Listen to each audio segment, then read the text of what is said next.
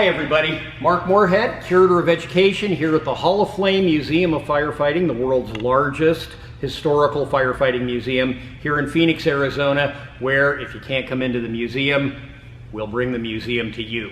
And today, this is something that tends to catch a lot of people's eyes here at the museum. It's one of our most unusual 19th century and earlier pumpers. This one came from around 1883. It was built in Indiana by a company called Howe.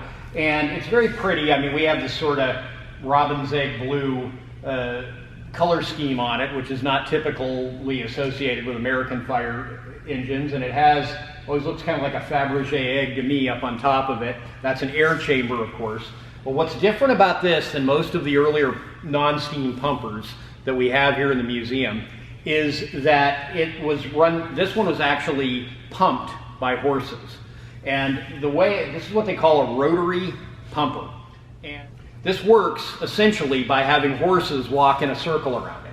If you could fill up under here, you would feel what I'm feeling now, which is that this whole circular top underneath here is one big gear wheel. And you could feel these big gear teeth under here.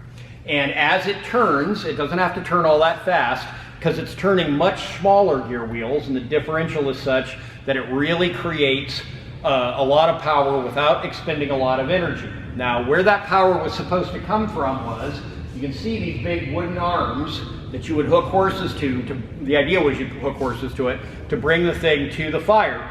Then you would take those arms and you would kind of pin the thing down to the ground, and then you attach those arms, and the horses would be attached to the wooden arms, and they would walk in a circle, and they didn't have to run, all they had to do was walk. And you would have your draft hose back here, and you would also have a couple of play hoses, and the horses would just step right over them as they walked in a circle. And you could get, it wasn't a huge amount of water, but you could get like upwards of 200 gallons of water per minute out of this. So the idea was that this was marketed, the steamers were getting big about this time. This was designed to be sold to a smaller town that couldn't afford one of the steamers. But it would be very adequate to their needs. And a historian who taught me about this piece said that essentially this was an engineering masterpiece and a marketing disaster.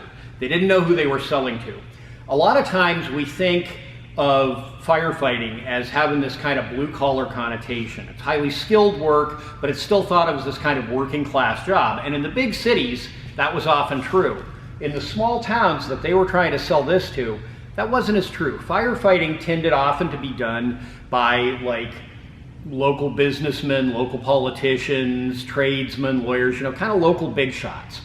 And so what you would end up with is that there usually weren't horses available to do that work of turning those big wooden arms, so they'd have the guys do it themselves, and they'd walk in a circle around this thing.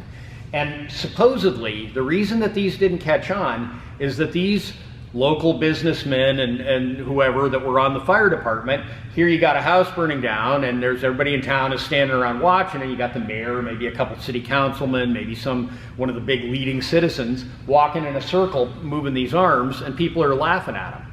And they just didn't like it. They pulled the thing by hand to the fire, just like they always did with the hand pumpers. For some reason that didn't bother them, but walking in a circle around the thing made them feel silly. That's the story, at least.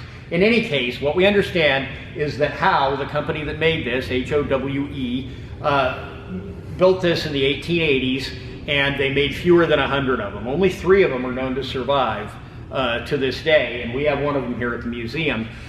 So it was one of these things where there was nothing wrong with the design. It was an excellent piece of engineering and invention and craftsmanship, but there was something about the whole social context into which it was introduced that kind of kept it from really being a success. Howe, however, did not give up. They continued to make pumps and of all kinds well into the 20th century. For all I know, they're still in business, I'm not sure. But in any case, they continued and had much success in the future. But this was one of their early, unfortunately failed experiments.